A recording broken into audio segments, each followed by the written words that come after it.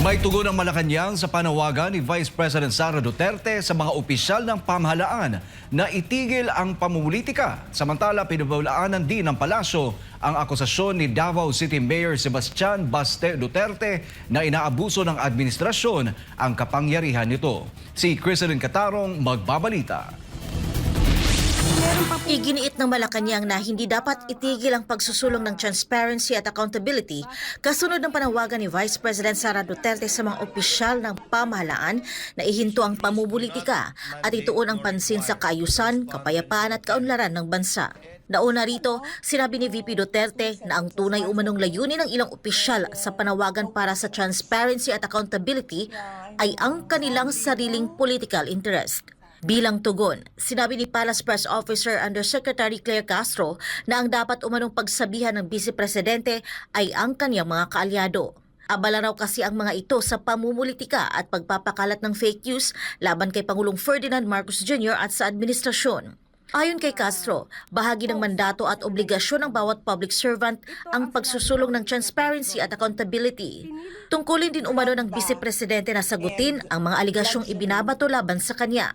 Aniya, ang pagtatago ng katotohanan tungkol sa mga ito ay pagtataksil sa bayan.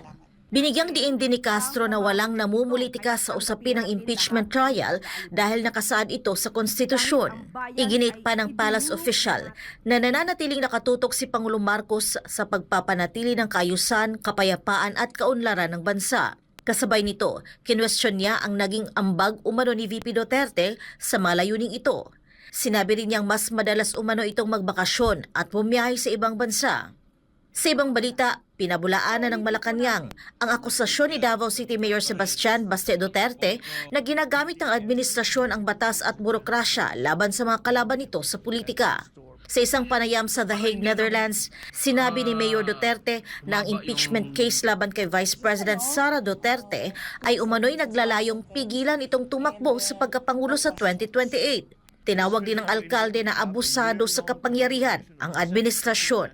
Binanggit pa ni Mayor Baste ang pag-aresto kina Senator Rodante Marcoleta at dating kongresistang si Mike Defensor bilang halimbawa umano ng pagtrato ng pamahalaan sa mga kritiko nito.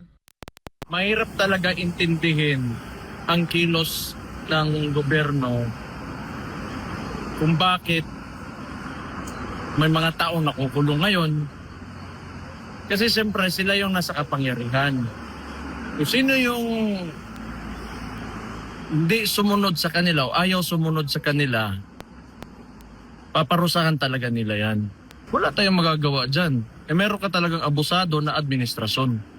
Bilang tugon, sinabi ni Undersecretary Claire Castro na hindi maaaring tumigil ang gobyerno sa pagpapatupad ng batas at hayaang makaligtas ang mga inaakusahan ng paggawa ng krimen laban sa bayan. Iginit ni Castro na sa halip na magbintang ng pamumulitika, dapat umanong direktang sagutin ang mga isyong ibinabato laban sa Vice Presidente. Tinukoy niya ang mga aligasyon ng umano'y maling paggamit ng pondo ng bayan at ang naging pahayag ni VP Sara tungkol sa pakikipag-usap umano sa isang killer.